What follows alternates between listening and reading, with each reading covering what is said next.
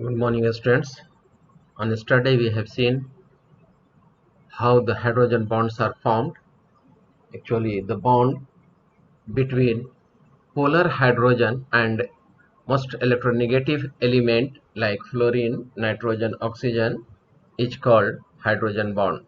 The hydrogen concerned hydrogen should be polar. That means it is only possible when this hydrogen is attached with most electronegative element like fluorine, nitrogen oxygen etc.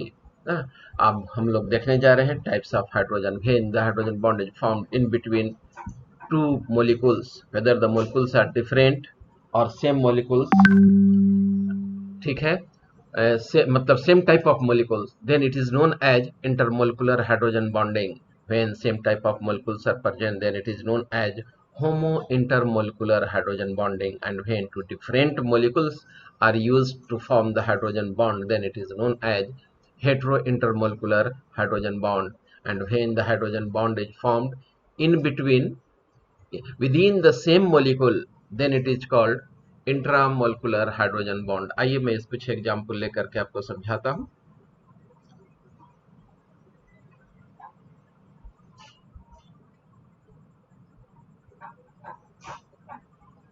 देखिए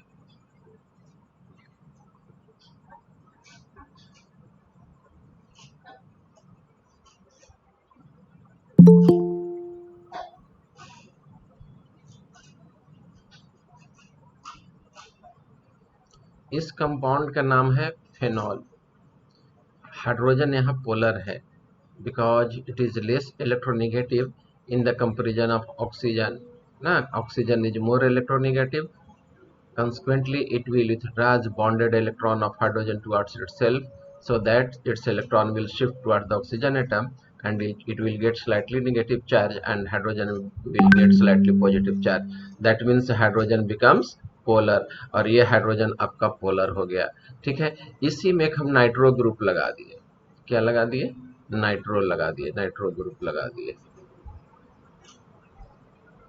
ठीक है, ये nitro group है. तो अगर pi bond टूटा, pi bond टूटेगा, ऐसे भी electronegativity of oxygen is greater than that of nitrogen, it will get slightly negative charge and nitrogen will get slightly positive charge. ठीक है, तो यहाँ पर प्लस है, यहाँ पर माइनस है, दोनों के बीच में देखो हाइड्रोजन बॉन्ड बन गया. 3 डॉट से दिखा दिए. ज्वाइन करना चाह रहा है कोई? ठीक बेटा, ज्वाइन करा देंगे. तो ये हो गया आपको इंट्रामोलिकुलर हाइड्रोजन बॉन्ड. देखो एक ही मोलिक्यूल के अंदर बन रहा है, तो ये हो गया तुम्हारा इंट्रामोलिकुलर हाइड्रोजन बॉन्ड.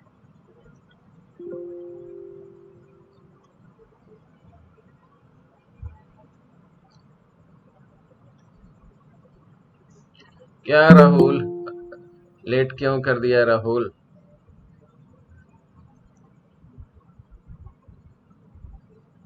तो जस्ट अभी मैं आपको इंट्रामोलिकुलर हाइड्रोजन बॉन्ड समझाया हूं. ठीक है, इंट्रामोलिकुलर हाइड्रोजन बॉन्ड है क्या, इसके बारे में जस्ट अभी बताया मैं आप लोगों को कि अगर with in the same molecule अगर हाइड्रोजन बॉन्ड बन रहा हो तो इंट्रामोलिकुलर हाइड्रोजन बॉन्ड कहलाएगा. ठीक है, और आइए अब हम लोग देखते हैं इंटरमोलिकुलर मतलब दो डिफरेंट मोलिक्यूल्स होना चाहिए. तो दो डिफरेंट मोलिक्यूल्स में सेम टाइप ऑफ मोलिक्यूल्स भी हो सकता है, डिफरेंट टाइप ऑफ मोलिक्यूल्स भी हो सकता है. जैसे वाटर ले लीजिए आप. ठीक है, इसका हाइड्रोजन पोलर है क्योंकि हाइड्रोजन की इलेक्ट्रोनेगेटिविटी ऑक्सीजन के केस में बहुत कम है, जिसके चलते ऑक्सीजन पर डेल्टा माइनस आता है, हाइड्रोजन पर डेल्टा प्लस चार्ज रहता है, मतलब कि hydrogen of the water is polar. अब इसको अल्कोहल में डाल दीजिए या दूसरा मोलिक्यूल्स आप HCl ले लीजिए. ठीक है, अल्कोहल ले लेता हूं मैं. तो अल्कोहल आप ले लीजिए. देखिए ये अल्कोहल, अल्कोहल के केस में भी आपको क्या होगा, हाइड्रोजन जो होता है यह पोलर होता है. क्या होता है? ये पोलर होता है. तो इस पर डेल्टा पॉजिटिव रहेगा और ऑक्सीजन पर कैसा चार्ज रहेगा? डेल्टा नेगेटिव रहेगा. तो इसके प्लस और इसके नेगेटिव दोनों के बीच में फोर्स ऑफ अट्रैक्शन लगेगा. तो देखो एक अल्कोहल हो गया, एक वाटर हो गया, दोनों डिफरेंट मोलिक्यूल है लेकिन दो मोलिक्यूल तो है, दो मोलिक्यूल के बीच में लगे तो उसको हम लोग इंटरमोलिकुलर हाइड्रोजन बॉन्डिंग कहेंगे. But this molecules are of different compound. तो उसको हम लोग हेट्रो मीन्स डिफरेंट होता ही है, हेट्रो इंटरमोलिकुलर हाइड्रोजन बॉन्ड कहेंगे। और होमो इंटरमोलिकुलर हाइड्रोजन बॉन्ड में जैसे वाटर मोलिकुल्स ले लिए, एक वाटर मोलिकुल्स दूसरे वाटर मोलिकुल के साथ एसोसिएटेड है, H है, दूसरा वाटर मोलिकुल्स हम ले लिए, ये H है, ये आपका H है, इस पर डेल्टा माइनस है, इस पर आपका डेल्टा माइनस है, हाइड्रोजन पर डेल्टा प्लस है, तो ये प्लस और माइनस के बीच में इलेक्ट्रोस्टैटिक फोर्स ऑफ अट्रैक्शन लगेगा, तो यही बन गया, दो डिफरेंट मोलिकुल्स के बीच में है, इसलिए इंटरमोलिकुलर हाइड्रोजन बॉन्डिंग कहलाएगा। But these molecules are of same compound, तो इसको हम लोग होमो इंटरमोलिकुलर हाइड्रोजन बॉन्ड कह दिए। आइए अब हम लोग देखते हैं ना, once again about the intermolecular hydrogen bond formed between two or more molecules of either the same or different compound, एक ही कंपाउंड के हो या डिफरेंट कंपाउंड के बीच में हो, लेकिन दो डिफरेंट मोलिकुल हो, तो इसको इंटरमोलिकुलर हाइड्रोजन बॉन्डिंग कहते हैं। और इसको हम लोग फर्दर दो कैटेगरी में क्लासिफाई किए, homo intermolecular hydrogen bond between molecules of same compound के बीच में हो, जैसे वाटर मोलिकुल्स, तो दोनों सेम मोलिकुल है, ठीक है, सेम कंपाउंड के मोलिकुल है, डिफरेंट मोलिकुल है लेकिन सेम कंपाउंड है, तो ये होमो इंटरमोलिकुलर हाइड्रोजन बॉन्ड कहला जाएगा। और हेट्रो मीन्स होता है डिफरेंट, ठीक है, दो मोलिकुल्स हो लेकिन डिफरेंट कंपाउंड का हो, तो उसको हम लोग हेट्रो इंटरमोलिकुलर हाइड्रोजन बॉन्ड कहेंगे। फॉर एग्जांपल दिस वन, ये आपका अल्कोहल है, ठीक है, तो ये अल्कोहल है, ये भी अल्कोहल है, दोनों डिफरेंट मोलिकुल जरूर है, लेकिन क्या कहा जाता है, कंपाउंड तो दोनों अल्कोहल है, तो ये आपको होमो इंटरमोलिकुलर हाइड्रोजन बॉन्ड का एग्जांपल आ जाएगा। यहाँ आप देख लीजिए, यहाँ पर है पैरानाइट्रोफेनॉल, ये भी है पैरानाइट्रोफेनॉल, इसका हाइड्रोजन इसके साथ दोनों डिफरेंट मोलिकुल जरूर है, कंपाउंड सेम है, मोलिकुल अलग अलग है, तो दो डिफरेंट मोलिकुल के बीच में है, ठीक है, तो इसको भी हम लोग इंटरमोलिकुलर हाइड्रोजन बॉन्ड कहेंगे। लेकिन किसका एग्जाम्पल आ जाएगा अभी, होमो इंटरमोलिकुलर हाइड्रोजन बॉन्ड का एग्जाम्पल भी है। यहाँ पर देखिए अल्कोहल और वाटर, जो मैं पिछले स्लाइड में बताया था, दोनों डिफरेंट मोलिकुल है, दो मोलिकुल ऑफ डिफरेंट कंपाउंड है, ये अल्कोहल है, ये वाटर है, तो डिफरेंट कंपाउंड हो गया, तो उसके बीच में जो हाइड्रोजन बॉन्ड लगा वो आपको हेट्रो इंटरमोलिकुलर हाइड्रोजन बॉन्ड कहला गया। आइए इंट्रामोलिकुलर हाइड्रोजन बॉन्ड देखते हैं। तो इंट्रा मींस होता है within the same molecules, that hydrogen bond which is formed in within a molecule is known as intramolecular hydrogen bond. Hydrogen bonded with electronegative element of a functional group from hydrogen bond with another electronegative element present in the nearest position on the same molecule, ठीक है, तो उसके लिए condition क्या होता है कि दोनों दम नियरेस्ट का फंक्शनल ग्रुप होना चाहिए, नियरेस्ट कार्बन पर वह फंक्शनल ग्रुप प्रेजेंट हो, दो फंक्शनल ग्रुप है, यहाँ पर अल्कोहल का फंक्शनल ग्रुप है, ये आपका नाइट्रो ग्रुप का फंक्शनल ग्रुप है, ठीक है, दोनों कैसा होना चाहिए, तो नियर एडजेसेंट कार्बन पर होना चाहिए, तब इंट्रामोलिकुलर हाइड्रोजन बॉन्ड बनेगा आपको। Mostly occurred in organic compound, और जनरली ऑर्गेनिक कंपाउंड में भी एरोमेटिक कंपाउंड में होते हैं, ठीक है, it result in the ring formation ना, रिंग की तरह बन गया, देखो यहाँ पर अलग अलग था लेकिन एक रिंग बना लिया, तो इसी को हम लोग रिंग फॉर्मेशन कह दिए। और जहाँ पर रिंग फॉर्मेशन होता है उसको चिलेशन कहते हैं। चिलेट वर्ड आया है, बायोलॉजिकल वर्ड है, चिलेट मतलब होता है क्लाउज ना, केकड़ा में देखते हो इस तरह से क्लाउज रहता है, तो उसी तरह से क्लाउज बन गया, रिंग बन गया ना, तो इसको हम लोग चिलेशन भी कहते हैं। एक क्वेश्चन बनता है, पूछता भी है कि ये ऑर्थो नाइट्रोफेनॉल है, अगर दो एडजेसेंट कार्बन पर दो लगा हुआ हो तो उसके लिए ऑर्थो वर्ड यूज करते हैं हम लोग, तो ये ऑर्थो नाइट्रोफेनॉल है।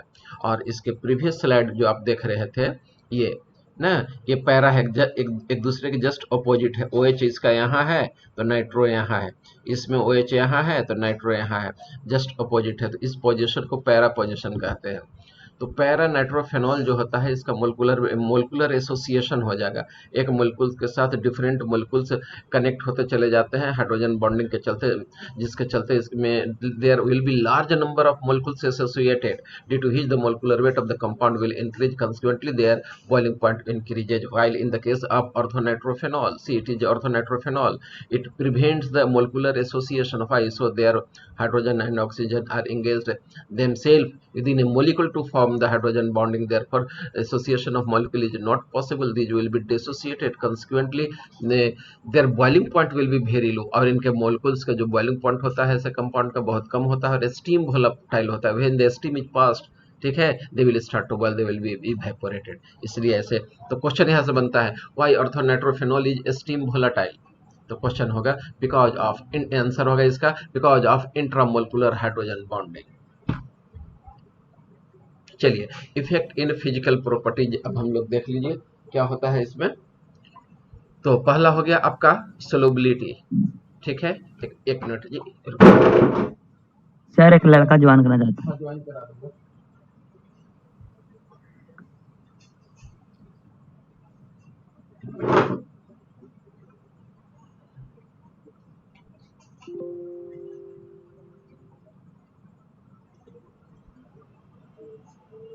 दीपक सिंह कहाँ का है जी?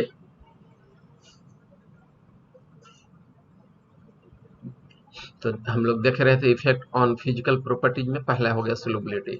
वैसे जैसे देखो हम लोग पढ़ चुके हैं, सोलुबिलिटी के लिए एक फेमस स्लोगन है, सिमिलिया सिमिलीबुस सॉल्वेंटर, दैट मीन्स लाइक डिजॉल्व्स, मतलब कि polar substance will be soluble in polar solvent and non polar solid will be dissolved in non polar solvent. ये फेमस स्लोगन है। जो पोलर होगा वो आपको पोलर में होगा, लेकिन कुछ इसके एक्सेप्शन भी हो जाते हैं। जैसे आप ले लीजिए अल्कोहल, तो अल्कोहल ऑलमोस्ट नॉन पोलर है, ठीक है। वाटर में डालिए घुल जाएगा, मिसेबल हो जाता है। क्यों होता है? It is only due to intermolecular hydrogen bonding. तो सोलबिलिटी किसी ऑर्गेनिक कंपाउंड का अगर पोलर सॉल्वेंट में हो रहा हो तो it is only due to intermolecular hydrogen bonding, intermolecular के चलते होता है, ठीक है। Few organic compounds are non polar are soluble in water. Now here water is polar solvent, it is only due to hydrogen bonding. For example, alcohol in water, ketone, alkane are insoluble in water due to lack of hydrogen bonding. तो solubility order देख लो, सबसे ज्यादा methyl alcohol होगा। Ether almost बहुत कम soluble होता है, ether जो होता है कम सोलबल होता है। लेकिन एक कंपाउंड है तुम्हारा ये, देखो मैं पॉइंटर लेकर के समझा दूं, अल्काइल हैलाइड, जैसे CH3Cl ले लो, CH3Cl लो, ठीक है। The electronegativity of chlorine is greater than that of carbon atom, consequently it will get slightly negative charge and carbon will get slightly positive charge. Now there is formation of the dipole, two equal and opposite charges separated by a small distance is known as dipole. Now, and the product of any one charge and separating distance is known as dipole moment. That means it is dipolar compound, and water is also a dipole, ठीक है। तो dipole dipole interaction होना चाहिए था, hydrogen bond बनना चाहिए था, और इसको इसमें घुल जाना चाहिए था। Although methyl chloride is insoluble, almost insoluble in water, भाई सो, ठीक है। तो अल्काइल हैलाइड के इनसोलुबल होने की वजह से, जबकि ये भी पोलर है, ये भी पोलर है, यहाँ फेल कर जा रहा है, क्यों? वो रूल। तो यहाँ पर वजह ये क्या है कि वाटर मोलिकुल्स के बीच में intermolecular hydrogen bonding which is a stronger molecular force, while similarly in the case of methyl chloride or haloalkanes there is dipole dipole interaction which is also stronger, but the new interaction found between the alkyl halide and the water is very poor, which releases less energy. That is why it is almost immiscible in the water, ठीक है। आइए intramolecular hydrogen bonding के बारे में हम लोग देखते हैं। It decreases solubility as it forms chelate by hydrogen bonding, so hydrogen is not free for other molecules. जैसे ऑर्थोनाइट्रोफेनॉल ले लिए, और एक हम ले लेते हैं कौन सा, पैरानाइट्रोफेनॉल। तो पैरानाइट्रोफेनॉल आपका डिजोल्व कर जाएगा, ऑर्थोनाइट्रोफेनॉल नहीं डिजोल्व करेगा। Why so? Because there is intramolecular hydrogen bonding, the hydrogen of the phenolic group is already engaged, therefore it will not form the hydrogen bond with water, ठीक है। It can not form hydrogen bond with water molecule, so it can not dissolve, ठीक है। Viscosity, जिसमें ज्यादा hydrogen bonding होगा वो molecules क्या होंगे, एक दूसरे से एसोसिएटेड होंगे। जब ज्यादा एसोसिएटेड होंगे तो क्या होगा, आपको वो विस्कस हो जाएगा। जैसे देख लो अल्कोहल है, इथाइल अल्कोहल ले लो, एक उसमें फंक्शनल ग्रुप हाइड्रोक्सिल ग्रुप एक है, जैसे इथाइल अल्कोहल ले लो ना, ये ले लो, तो इसमें एक ही अल्कोहलिक ग्रुप है, एक ही अल्कोहल के चलते हाइड्रोजन बॉन्ड बनेगा। लेकिन जरा वही तुम ले लो दूसरा कंपाउंड ले लो ग्लिसरीन, इसमें 3 OH ग्रुप लगा हुआ है, ठीक है। तो ऐसा लगेगा जैसे मोबिल की तरह गढ़ा होता है, ये OH 3 है, ग्लिसरीन ना। कॉस्मेटिक में इसका यूज होता है, कॉस्मेटिक में यूज होने की वजह से तुम्हारा क्या कहा जाता है कि ये विस्कस ज्यादा है, क्योंकि इसमें हाइड्रोजन बॉन्डिंग ज्यादा बनता है, जबकि अल्कोहल आपका उस तरह से विस्कस नहीं है। Because of only one hydroxyl group is present, it forms only one hydrogen bond, ठीक है। आइए तो यहाँ पर मैं एग्जांपल दिख आया हूँ, मिथाइल अल्कोहल, ग्लाइकोल और ग्लाइसरॉल, ठीक है। तो सबसे ज्यादा विस्कस जो होगा ग्लाइसरॉल होगा, ग्लाइसरॉल होगा, इसके बाद ग्लाइकोल होगा, ग्लाइकोल एक पॉइजनस कंपाउंड है, तब इथाइल अल्कोहल होगा, ठीक है। उसी तरह से देख लीजिए, वाटर है आपका, इसके बाद मिथाइल अल्कोहल है, इसके बाद ईथर है, तो थोड़ा सा ये गढ़ा होगा, ठीक है। मिथाइल अल्कोहल उससे पतला, ईथर और पतला हो जाएगा, ठीक है। इवेपोरेट ज्यादा करता है, वजह क्या हो गया, हाइड्रोजन बॉन्ड का होना, ठीक है। Surface tension of the liquid is directly proportional to extent of hydrogen bonding, जिसमें जितना ज्यादा आपको हाइड्रोजन बॉन्ड होगा, सरफेस टेंशन उसमें ज्यादा होता है। Melting point and boiling point due to intermolecular hydrogen bond, ठीक है। Melting point and boiling point increases on increasing the molecular weight होता है, लेकिन जिसमें ज्यादा हाइड्रोजन बॉन्ड होगा उसमें एबनॉर्मल मोलिकुलर वेट पाया जाता है। क्या पाया जाता है, एबनॉर्मल मोलिकुलर वेट पाया जाता है। जिसमें एबनॉर्मल मोलिकुलर वेट होगा उसका बॉइलिंग पॉइंट और मेल्टिंग पॉइंट क्या होगा, बढ़ जाएगा। आइए इसको मैं समझाता हूँ। जैसे देखो एसिटिक एसिड ले लो, CH3COOH है, तो इसका मोलिकुलर वेट निकालोगे तो 2 कार्बन होगा, ठीक है। 3 और 1 4 हाइड्रोजन होगा और 2 ऑक्सीजन होगा, इतने के चलते तुम्हारा मोलिकुलर वेट निकल रहा है। But in the case of acetic acid it dimerizes, it exist in dimeric form due to presence of hydrogen bond. Hydrogen bond बनता है, देखो एक हाइड्रोजन बॉन्ड यहाँ बन गया, ठीक है। ऑक्सीजन और हाइड्रोजन के बीच में एक हाइड्रोजन तुम लोग का यहाँ बन गया, तो 2 मोलिकुल्स हो गया, जिसके चलते ये एसोसिएट हो जाते हैं।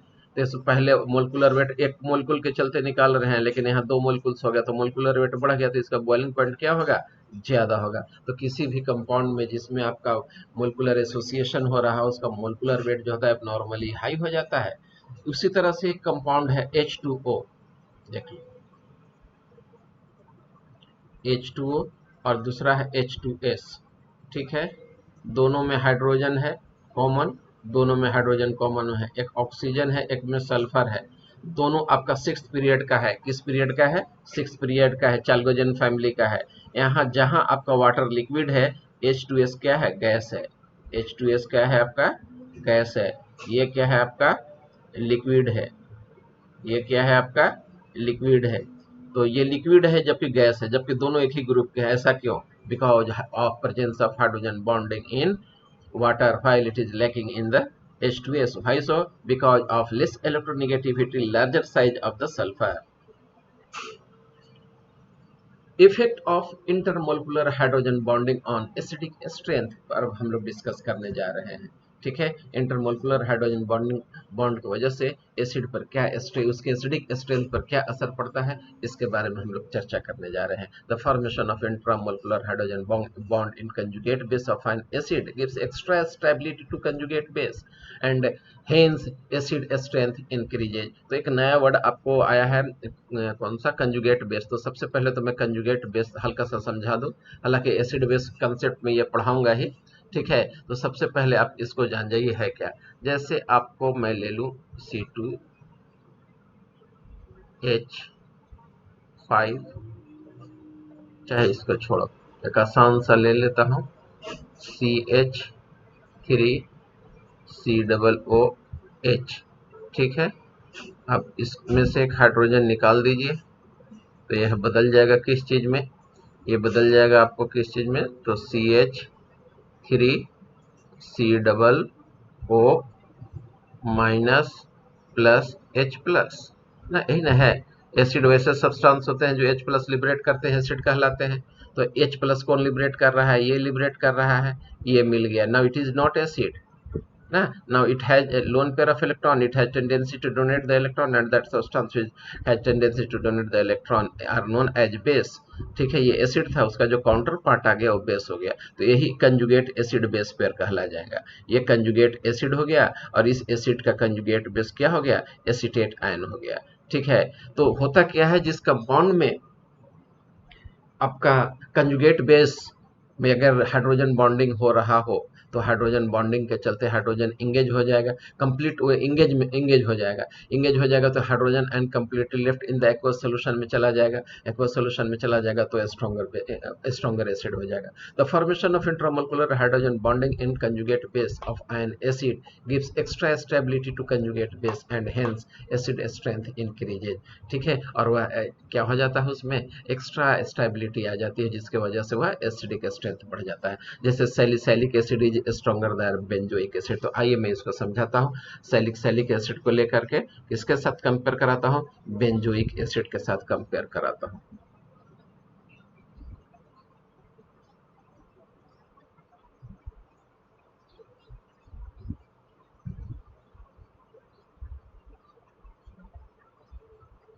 ये हो गया आपका बेंजोइक एसिड, इसमें एक हाइड्रोजन हो गया।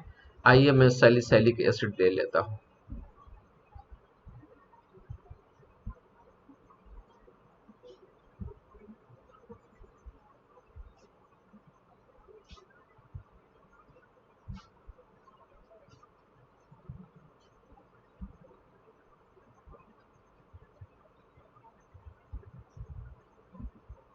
देखिए सैलिसिलिक एसिड हो गया, ये H प्लस यहाँ से निकाल देगा तो सोल्यूशन में आ जाएगा। ए भी H प्लस रिलीज करेगा इसलिए एसिडिक हो जाएगा। ए भी H प्लस निकालेगा यहाँ से इसलिए एसिडिक हो जाएगा। लेकिन यहाँ हाइड्रोजन प्रेजेंट है, ये इस हाइड्रोजन और इसके ऑक्सीजन के बीच में हाइड्रोजन बॉन्ड बनने लगेगा, जिसकी वजह से एसिडिक स्ट्रेंथ जो होगा इसका फर्दर बढ़ जाएगा। ठीक है, तो यही कह रहा है कि जिसके कंजुगेट बेस में अगर हाइड्रोजन बॉन्ड बन रहा हो वह स्ट्रॉन्गर एसिड हो जाता है। क्यों हो जाता है, because the another hydrogen is already engaged ना in the formation of hydrogen bond, therefore H plus is completely left in the aqueous solution और completely aqueous solution में लेफ्ट कर जाता है, मोर स्टेबलाइज हो जाता है। ठीक है, इसके तरफ लौट करके इधर आने का चांसेज नहीं रहता, इसलिए ज्यादा एसिडिक हो गया, ये कम एसिडिक हो गया। स्टेबिलिटी ऑफ क्लोरल हाइड्रेट, देखो तो इसको मैं समझा दूं पहले ऐसे, मैं थोड़ा सा व्हाइट, चलो लाल इस पर ठीक है। अगर किसी कंपाउंड में एक ही कार्बन पर, ठीक है, दो दो हाइड्रोक्सिल ग्रुप प्रेजेंट हो तो this compound is highly unstable. ठीक है, अब आ जाओ, जैसे मैं ये ले लिया कंपाउंड, ठीक है, एक H ले लिया, two hydroxyl groups are present on this carbon atom. ठीक है, this hydroxyl group is containing high electron density due to presence of lone pair of electron. Their electron cloud will come very close and they will try to overlap. Due to overlapping between the electron cloud, there will be electronic repulsion due to same charges.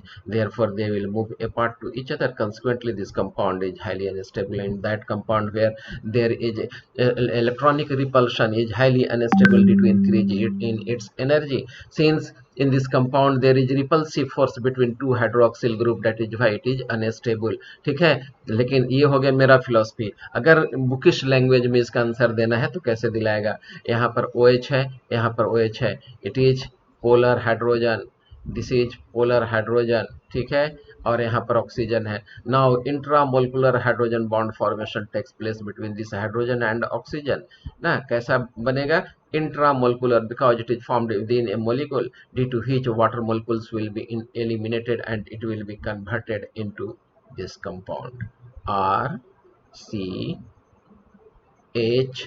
ठीक है, और एक oxygen है कहाँ, ये वाला, ये oxygen दे दिए, यहाँ से ये बॉन्ड टूट गया, यहाँ से ये बॉन्ड टूट गया, डबल बॉन्ड हो गया, एल्डिहाइड में बदल गया।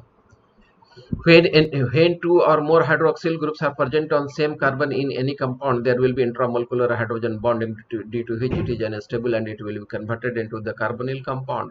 ठीक है, ये हो गया बुक वाला। This is my philosophy, when two or more hydroxyl group will be present on the same carbon atom।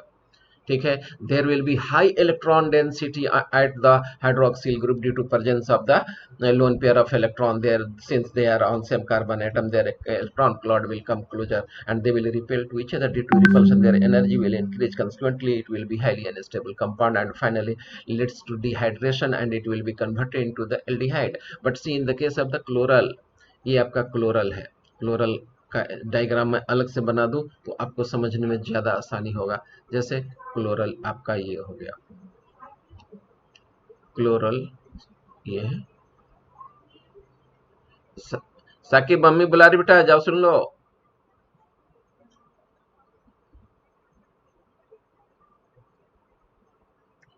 OH है,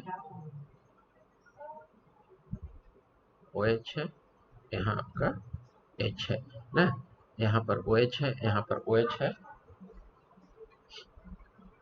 ठीक है। तो देखो इसी को क्लोरल कहा जाएगा, क्लोरल, इसको हम लोग क्लोरल हाइड्रेट बोल रहे हैं, इसलिए इसमें दो हाइड्रोक्सिल ग्रुप है। It should be unstable due to electronic repulsion between them, but it is not like that, लेकिन ऐसा नहीं हो पाता है। जबकि यहाँ पर यह अनस्टेबल था, वहीं यहाँ पर ये स्टेबल है। ऐसा क्यों है? तो देखो यहाँ पर होता क्या है, ये हाइड्रोजन पोलर है, ठीक है, पोलर है, और ये निगेटिव है, तो ऑटोमेटिक हाइड्रोजन पर पोलर चार्ज डेवलप करेगा, पॉजिटिव चार्ज डेवलप करेगा। ये निगेटिव हो गया, यहाँ पर ये हो गया आपका पॉजिटिव हो गया। तो ये हाइड्रोजन और क्लोरीन इलेक्ट्रोनिगेटिव है, तो प्लस माइनस के बीच में हाइड्रोजन बॉन्ड बनने लगा, ये प्लस माइनस के बीच में हाइड्रोजन बॉन्ड बनने लगा, ठीक है। तो जिसके चलते क्या होगा, अब intramolecular hydrogen bonding alcohol, same alcohol, दो मोलिकुल्स ऑफ अल्कोहल के बीच में नहीं बन रहा है, बल्कि हाइड्रोजन और क्लोरीन के बीच में बन रहा है, दोनों अपोजिट डायरेक्शन में है। Now they are far away due to which the electronic repulsion decreases, consequently it will be more stable. It is bookish language. ये बुक का ये है आपका आंसर है, ठीक है। Now listen my philosophy. This is the chlorine atom. Since the electronegativity of chlorine is higher than that of the carbon atom, consequently the bonded electron will shift toward the chlorine atom, and it will get electron density of carbon from carbon towards itself. So the electron density at carbon atom decreases, ठीक है। ये electron इधर से इधर खींच लिया, ठीक है। तो इस पर मैं समझा दूं कि अलग मोलिकुल्स, तो अलग मोलिकुल्स लेकर के मैं समझाने जा रहा हूं। देख लो, एक क्लोरीन इधर है, एक क्लोरीन इधर है, एक क्लोरीन आपका इधर है, और एक कार्बन था, क्लोरल हाइड्रेट, एक हाइड्रोजन था, और दो हाइड्रोक्सिल ग्रुप लगा हुआ था, ठीक है। क्या लगा हुआ था? दो हाइड्रोक्सिल ग्रुप लगा हुआ था। Since the electronegativity of chlorine is greater than that of the carbon atom, bonded electron will shift toward the chlorine atom. And there are three chlorine atoms. They will decrease much more electron density at this carbon atom. Consequently, there will be electron deficiency on this carbon atom, so that its electronegativity will be further increased, due to which it will withdraw electron from this carbon atom. ठीक है, more and more electron will be withdrawn by this carbon atom. Consequently, electron density at this carbon atom decreases. Now electronegativity of this carbon will further increase. Why so? Because electron is drawn by this carbon atom. Now it becomes more electronegative. Now it will withdraw the electron from the hydroxyl group. Now the electron density at this hydroxyl group is further decreased. If the electron cloud at hydroxyl group is very less, then there will be less repulsive force, consequently this compound will exist, ठीक है, और ये exist करता है, ठीक है। तो यही हो गया आंसर। तो हाइड्रोजन बॉन्डिंग, चूंकि इसमें दूसरा आंसर क्या है आपका, क्यों एग्जिस्ट करता है, तो बुक वाले के हिसाब से आ जाइए। यहाँ पर क्लोरीन है, यहाँ पर हाइड्रोजन है, दोनों के बीच में इंट्रामोलिकुलर हाइड्रोजन बॉन्ड बन जाएगा। अब डिहाइड्रेशन होगा ही नहीं, ठीक है। जब डिहाइड्रेशन नहीं होगा तो ये मोलिकुल से एग्जिस्ट करता रहेगा, ठीक है। HF is a weak acid and HI is stronger, ठीक है। हाइड्रोजन बॉन्ड, HF में हाइड्रोजन बॉन्ड बनता है, एक हाइड्रोजन ऐसे एग्जिस्ट करता है। देखो हाइड्रोजन फ्लोराइड है, ठीक है, इस पर नेगेटिव चार्ज आएगा, और हाइड्रोजन पर तुम्हारा पॉजिटिव चार्ज आएगा। दूसरा हाइड्रोजन फ्लोराइड ले लो, ठीक है, तो इस हाइड्रोजन पर कैसा चार्ज आ जाएगा, तुम्हारा पॉजिटिव चार्ज आ जाएगा, ठीक है। तो इस पर दोनों के, देखो दोनों के बीच में फोर्स ऑफ अट्रैक्शन लगने लगेगा, due to intermolecular hydrogen bonding, hydrogen atoms are associated in a molecule, therefore they have less tendency to release, and the substance which will release less number of hydrogen will be less acidic, while in the case of hydrogen iodide, ठीक है, there will is no hydrogen bond. Why so? Because of the less electronegativity of the iodine, ठीक है। Why its electronegativity is lower? Because of the larger size. Now the bond length is larger, due to which the bond dissociation energy will be very less. Consequently, it will be easily dissociated into H plus and I minus. H plus और I minus में आसानी से टूट जाएगा, और वैसे substance जो H plus N आसानी से देते हैं स्ट्रॉन्गर एसिड कहलाते हैं। That is why HI is more acidic then HF।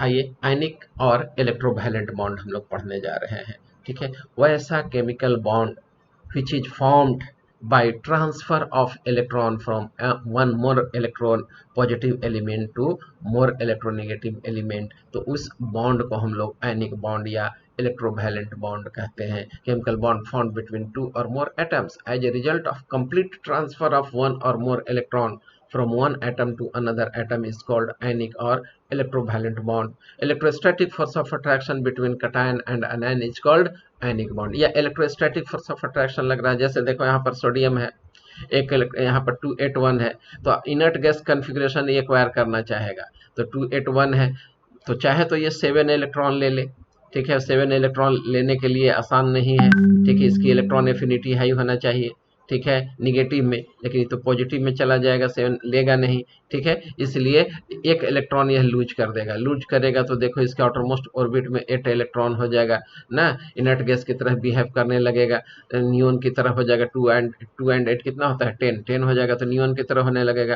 Chlorine का इलेक्ट्रॉनिक कन्फिग्रेशन देखो 287 है, चाहे तो ये 7 इलेक्ट्रॉन लूज कर दे या 1 इलेक्ट्रॉन गेन कर ले, यही दो चांसेज है। चाहे तो ये निकाल दे 7 या एक इलेक्ट्रॉन को ले ले, तो एक इलेक्ट्रॉन लेना आसान है क्योंकि इसकी इलेक्ट्रोनेगेटिविटी बहुत ज़्यादा है, इलेक्ट्रोपॉजिटिव है तो नहीं कि यह इलेक्ट्रॉन लूज करेगा, तो 288 में बदल जाएगा। तो यहाँ पर एक इलेक्ट्रॉन दे दिया इसको, तो इस पर निगेटिव चार्ज, और सोडियम पर कैसा चार्ज आ जाएगा, पॉजिटिव। पॉजिटिव और निगेटिव के बीच में क्या होगा, इलेक्ट्रोस्टैटिक फोर्स ऑफ अट्रैक्शन लगेगा। This electrostatic force of attraction is called ionic bond और इलेक्ट्रोवैलेंट बॉन्ड, ठीक है। More the substance between two element in periodic table more will be ionic character, ठीक है। जैसे जैसे पीरियोडिक टेबल में distance बढ़ता चला जाता है, दो एलिमेंट के बीच की दूरियां बढ़ती चली जाती है, वो आयनिक कैरेक्टर का कंपाउंड बनाना स्टार्ट कर देता है, ठीक है।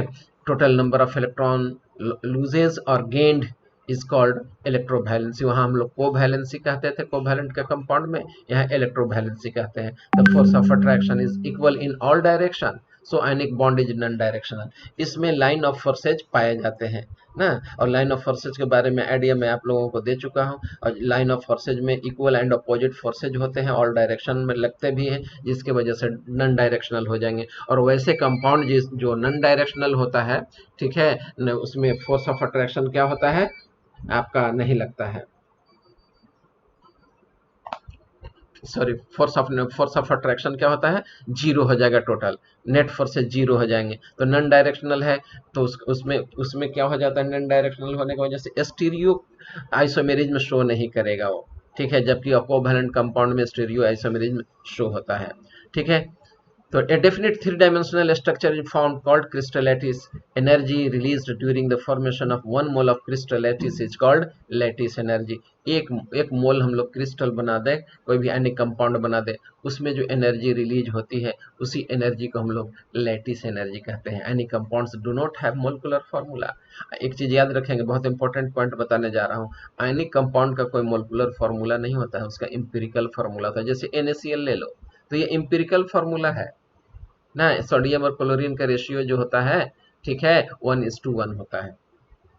NaCl इसलिए हम लोग लिख देते हैं एम्पिरिकल फार्मूला। लेकिन एक सोडियम के साथ तुमको कम से कम क्लोरीन कितना हो जाएगा, 4 2 6 6 क्लोराइड आयन एसोसिएटेड होते हैं, और एक क्लोरीन के साथ 6 आपका सोडियम एसोसिएटेड होगा, ठीक है। तो फिर हम एग्जैक्ट हम लोग formula, exact number of atom उसमें नहीं रिप्रेजेंट किया हुआ रहता है। एक मॉलिक्यूल में 6 सोडियम है, ठीक है, 6 क्लोरीन अटैच है, इस तरह से रहता है। जैसे एक समझाता हूं मैं तुझे, जैसे देख लो NaCl का, यहाँ सोडियम अगर हम ले लिए Na+, ठीक है, तो इससे एसोसिएटेड एक क्लोराइड भी होगा Cl-, इधर से भी फोर्स ऑफ अट्रैक्शन लगेगा, इधर से Cl- की तरफ से भी फोर्स ऑफ अट्रैक्शन लगेगा, इधर भी फोर्स ऑफ अट्रैक्शन लगेगा। ये देखो इधर है Cl-, इधर से भी फोर्स ऑफ अट्रैक्शन लगेगा, इधर से भी फोर्स ऑफ अट्रैक्शन लगेगा। और फिर इस क्लोरीन के साथ फिर आपको 6 सोडियम एटम एसोसिएटेड होंगे नेगेटिव के साथ, तो पूरा क्रिस्टल ऐसे एक नेटवर्क, 3 डायमेंशनल नेटवर्क बन जाता है। इसी को हम लोग क्रिस्टल लैटिस कहते हैं, ठीक है। और उसमें एग्जैक्ट नंबर ऑफ एटम हम लोग नहीं दे करके एम्पिरिकल फार्मूला लिख देते हैं, जैसे NaCl, सोडियम और क्लोरीन का रेशियो 1:1 में होता है, ठीक है। तो ये रेशियो बताता है, याद रखेंगे, ये इंपॉर्टेंट पॉइंट है आपके लिए। देखिए कोवैलेंट का फॉर्म, ये इलेक्ट्रोवैलेंट का फॉर्मेशन कैसे होता है, आप देखिए ध्यान से।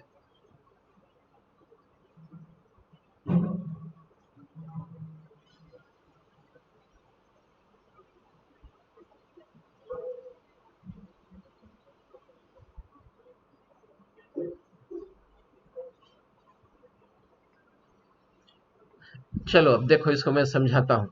सोडियम था ना, there is presence of 1 electron in outermost orbit and in second orbit there are 8 electrons, and it is of electropositive nature. When the sufficient amount of energy that is equal to ionization energy is given to the sodium, it will lose 1 electron and it is taken by the chlorine एक electron ले लेगा, ठीक है, और electron ले लेगा किसके चलते, इलेक्ट्रॉन एफिनिटी के चलते।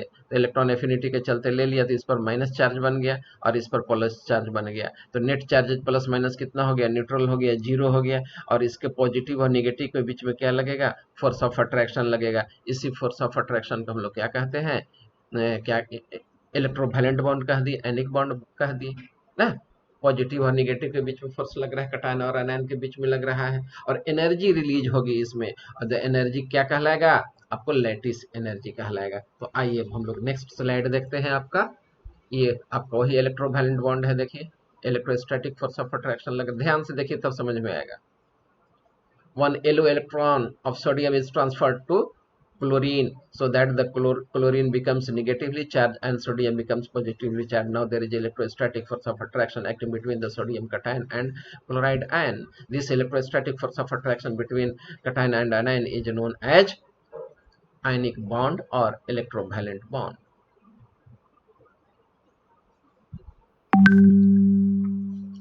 दूसरा एग्जाम्पल देख लीजिए, मैग्नीशियम है, मैग्नीशियम का इलेक्ट्रॉनिक कन्फिग्रेशन 282 हो गया, ठीक है।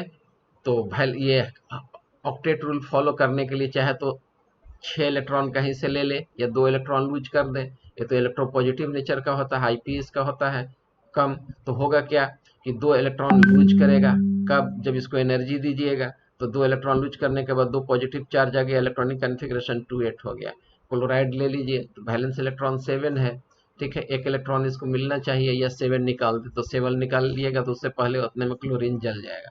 इलेक्ट्रोनेगेटिव एलिमेंट है ना जी, तो इसमें 1 इलेक्ट्रॉन हम लोग ऐड कर देते हैं इसके इलेक्ट्रॉन, ये electron affinity, high electron affinity के चलते, तो क्लोराइड आयन में बदल गया। इस तरह से मैग्नीशियम का 2 इलेक्ट्रॉन है, 2 क्लोरीन को दे दिया, ठीक है, और MgCl2 बन गया, ठीक है। यहाँ पर 2 है जी, यहाँ पर 2 है, ठीक है। Condition for the formation of any compound, तो देखो एक एटम है तो आइसोलेटेड एटम होगा। आइसोलेटेड एटम कैसे, किसको कहेंगे, गैसियस एटम को कहेंगे।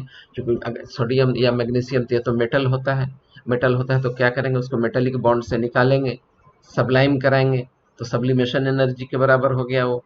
और जब सिंगल एटम गैसियस एटम में आ गया, that is known as isolated atom, and 1 electron is remove from isolated atom, the energy required to remove 1 electron from the isolated atom is known as ionization potential और ionization energy. I have already taught you in periodic table, ठीक है। तो यहाँ पर क्या होना चाहिए, ionisation energy लगेगा। अगर एनर्जी यहाँ पर ज्यादा लगने लगे एक इलेक्ट्रॉन को निकालने में, तो इलेक्ट्रॉन जल्दी निकलेगा, नहीं निकलेगा। तो आयोनाइजेशन एनर्जी क्या होना चाहिए, लो होना चाहिए, कम एनर्जी दे इलेक्ट्रॉन निकल जाए तो फेवरेबल होगा। मतलब कि आयनिक बॉन्ड के लिए एक कंडीशन निकल करके आ गया, IP of the atom should be low. दूसरा कंडीशन देख लीजिए, बी एटम है, आइसोलेटेड एटम है, एक इलेक्ट्रॉन ऐड कर दिए अनायन बनाने के लिए, ठीक है। तो एनर्जी फोर्स ऑफ अट्रैक्शन लगेगा, जब फोर्स ऑफ अट्रैक्शन लगने लगेगा इसके इलेक्ट्रॉन इसके न्यूक्लियस के बीच में, ठीक है, तो बी माइनस में बदल गया, ये एनर्जी रिलीज होगी। तो इस एनर्जी को हम लोग इलेक्ट्रॉन एफिनिटी कहते हैं। अगर ज्यादा एनर्जी रिलीज होगा तो ज्यादा स्टेबल होगा, और कम एनर्जी रिलीज होगा तो कम स्टेबल होगा। That means the electron it should B high ना, इट शुड बी हाई। तो हाई होने के लिए क्या होना चाहिए, इलेक्ट्रॉन एफिनिटी, मतलब कि इलेक्ट्रॉन एफिनिटी उसका ज्यादा होना चाहिए, ठीक है। अब देखिए ए प्लस जो कटायन बन गया, ये जो अनायन बन गया, दोनों के बीच में क्या लगेगा, फोर्स ऑफ अट्रैक्शन लगेगा। फोर्स ऑफ अट्रैक्शन लगने से क्या होगा, आपका एनर्जी रिलीज होगी, और जो एनर्जी रिलीज हो रही है इसी एनर्जी को हम लोग लैटिस एनर्जी कहते हैं, ठीक है। तो लैटिस एनर्जी क्या होना चाहिए, शुड बी हाई। जितना ज्यादा एनर्जी रिलीज करेगा उतना जल्दी आपका क्या होगा, कंपाउंड स्टेबल बनेगा।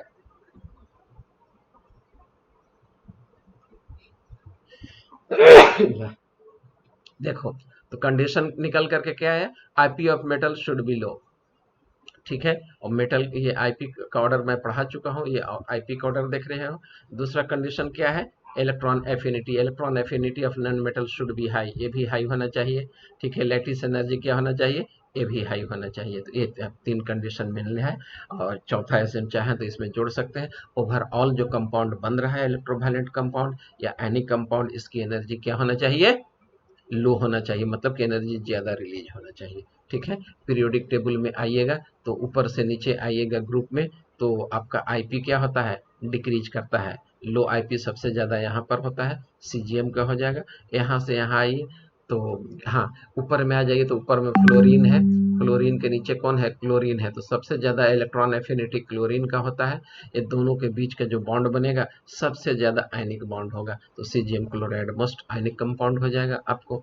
ठीक है, तो अब आपका लैटिस एनर्जी पढ़ना है, तो ये कल पढ़ाऊंगा, इसको लैटिस एनर्जी को कल आगे बढ़ाऊंगा। ठीक है, तब तक के लिए अलविदा।